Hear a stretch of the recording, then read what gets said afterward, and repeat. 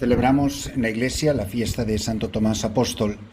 Celebrar la fiesta de uno de los apóstoles siempre es un motivo de alegría particular, puesto que supone celebrar a uno de los grandes hombres que fue llamado por nuestro Señor Jesucristo, llamado por su nombre, en la fuerza del Espíritu, para ser una de las columnas de la Iglesia, para ser uno de los cimientos del nuevo Israel.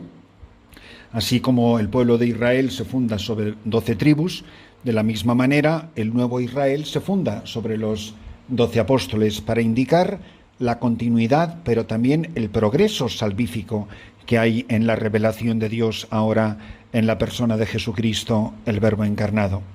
Y celebramos a un apóstol que, como digo, conoció a Jesús. Imaginaros que estemos celebrando a alguien que convivió con nuestro Señor Jesucristo, que dormía a su lado, que comía con él, que le escuchaba, que le vio vivir, que vivió con él, que le conocía interiormente, que escuchó sus enseñanzas, que vio sus milagros, que vio sus angustias, que vio su sufrimiento, que veía cuando se alegraba, que le vio llorar sobre Jerusalén, que fue testigo de todos los momentos fundamentales de la vida de nuestro Señor Jesucristo.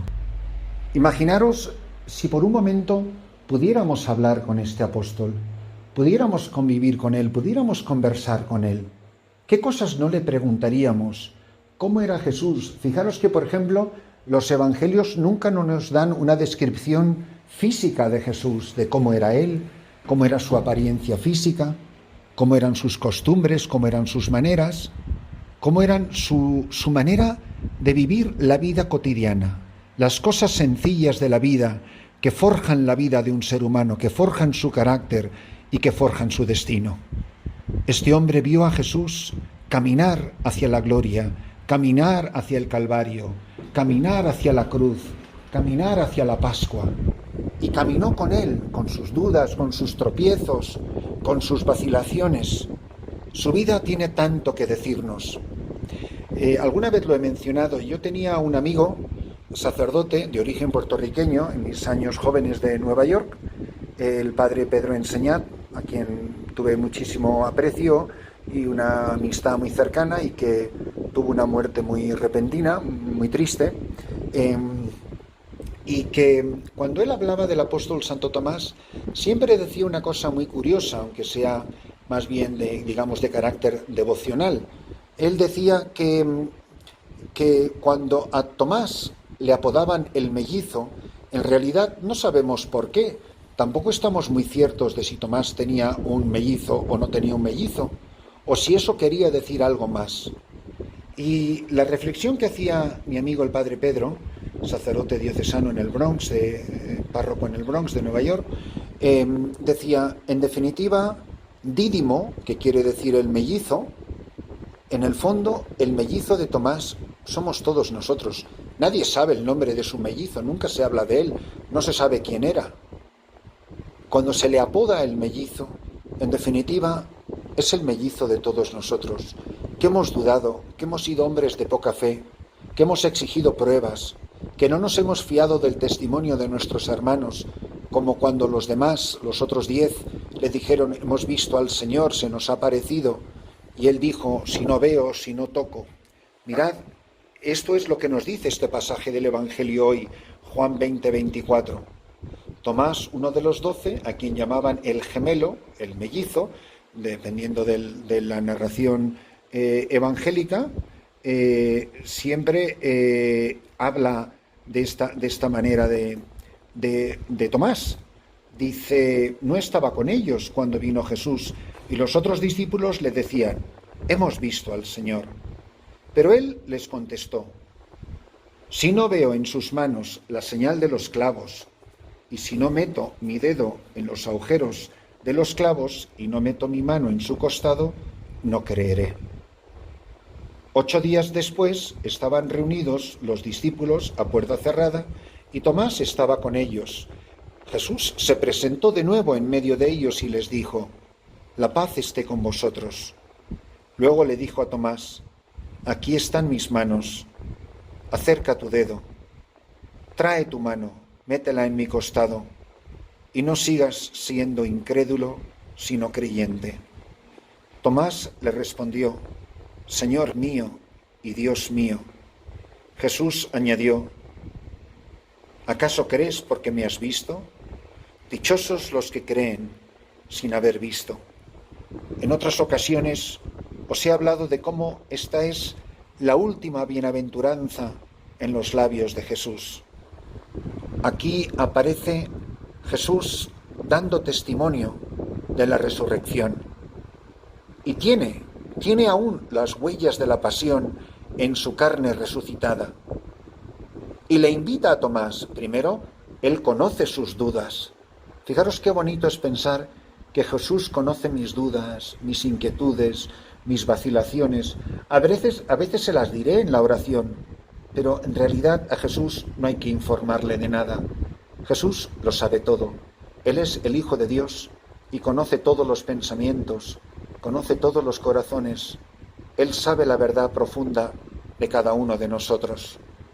Por eso, qué maravilla es que le diga a Tomás: trae tu dedo, trae tu mano, mira la señal de los clavos, mira el agujero, mira la herida de mi costado, y no sigas siendo incrédulo, sino creyente. Y no nos vienen bien a nosotros esas palabras, que a veces tenemos tantas dudas, tantas vacilaciones, tantas incertidumbres. ¿No nos viene a todos oír de los labios de Jesús esas mismas palabras? Qué importante es, queridos hermanos, no dudar, no vacilar, saber que Jesús está con nosotros y que está a nuestro lado, y que solo en Él radica toda nuestra esperanza, toda nuestra confianza. Tomás le respondió: Señor mío y Dios mío. Qué maravilla la confesión de fe, la confesión en la divinidad de Jesús. Kyrios significa Señor, pero cuando se dice la palabra Señor en la Escritura se está confesando la divinidad. Pero en este caso, por si no quedara claro, a Señor mío, Tomás añade y Dios mío, con lo cual no puede quedar ni rastro de duda de que nuestro Señor Jesucristo se está refiriendo a Jesús como el Hijo de Dios en la confesión de su divinidad, que Él es la segunda persona de la Trinidad, encarnada y resucitada, que aún sigue estando unido por la unión hipostática la naturaleza humana, ya glorificada, divinizada, y la naturaleza divina, en una sola persona, que es siempre una persona divina. Jesús es solo persona divina. Obviamente no puede ser persona divina y persona humana. Ya es una herejía condenada en los primeros concilios, en el concilio de Calcedonia, en los concilios de Éfeso, etc. Mirad qué importante es entonces tener claro que este hombre en sus dudas y vacilaciones tiene un encuentro definitivo con Cristo, que para siempre disipará sus dudas y nos dejará estas frases gloriosas. ¿Cuántas veces no os he dicho que las mayores torpezas de los apóstoles han dado pie a que Jesús nos haya dejado las expresiones más bonitas? Felipe, que le dice: Señor, muéstranos al Padre y eso nos basta. Felipe, hace tanto tiempo que estoy contigo y no me conoces. ¿No ves que el que me ha visto a mí ha visto al Padre? Bueno, Jesús no hubiera dicho a lo mejor esa maravillosa frase si el pobre Felipe no hubiera sido tan patoso.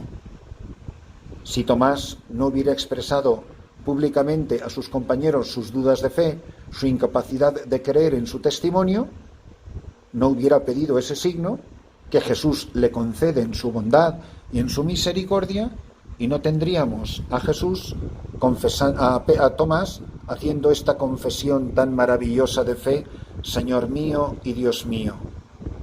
Tú crees porque me has visto, y queda esta bienaventuranza maravillosa. Dichosos los que sin haber visto creen, los que creen sin haber visto. Queridos hermanos, benditos nosotros, desde el fondo de nuestro corazón, que en nuestras dudas nos hemos encontrado con el resucitado y todos hemos podido exclamar: desde lo más hondo de mi corazón, desde lo más hondo de nuestro corazón, Señor mío y Dios mío. Que Jesús nos diga, como le dijo Isabel a María, dichosa tú que has creído, dichosos nosotros, sin haber visto, podemos decir, Señor mío y Dios mío.